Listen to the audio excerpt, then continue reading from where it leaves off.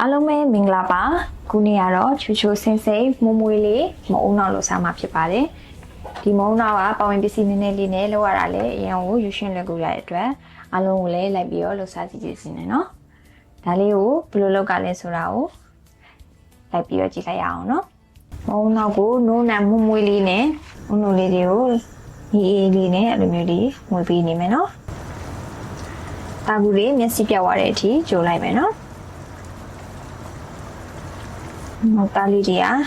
အပူနဲ့ထီတော့ဇမ်မုံတွေကစတင်ပြီးတော့နည်းနည်းလေးတွေခဲလာပြီနော်ဆက်မပြတ်မွေးပေးထားပါ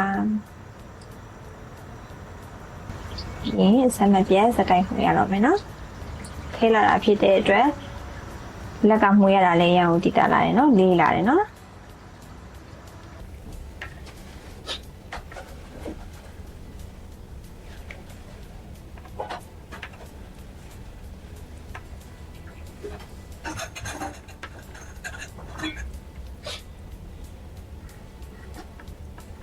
ဟုတ်ကဲ့ပါနော်နုံနဲ့တင်းတင်းလေးနဲ့စိတ်နဲ့ရတာလေးနဲ့မုံနောက်လေးရပါပြီ